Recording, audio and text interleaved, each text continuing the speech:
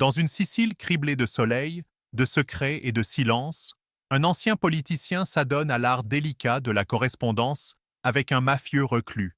Ils s'écrivent, s'épient, se manipulent, à coups de belles tournures et de perfidies bien enveloppées.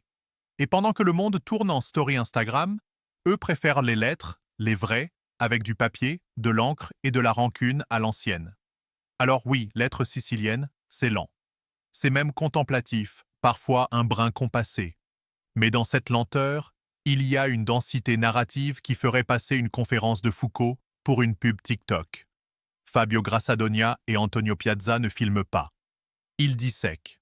La Sicile devient ici un personnage à part entière, rongé par la culpabilité collective et par l'héritage d'un silence mafieux trop longtemps intériorisé.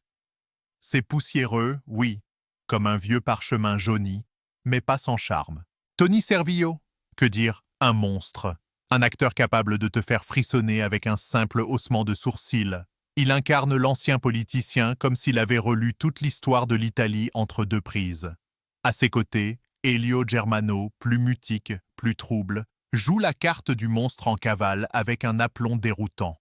On ne sait jamais s'il est prêt à se repentir ou à rejouer le parrain, version muette et sous caféine. Mais venons-en au cœur. Les lettres. Ces échanges deviennent des scènes de combat à la plume. Des duels feutrés, élégants, cruels parfois. Et là, magie. La voix off ne devient pas une béquille paresseuse, mais un ressort dramatique subtil, presque sensuel. On se surprend à tendre l'oreille, à savourer chaque mot, à croire de nouveau au pouvoir de la langue italienne surtout, qui ici chante, menace, enlace. Est-ce que tout fonctionne? Non. Certains flashbacks tombent à plat, quelques effets de mise en scène frisquent la coquetterie, mais est-ce que ça gâche l'expérience? Pas une seconde. Parce qu'aujourd'hui, un film qui ose le silence, le hors-champ, le rythme mesuré, c'est presque un acte politique. Une subversion douce, un doigt d'honneur soyeux à la dictature de l'immédiateté.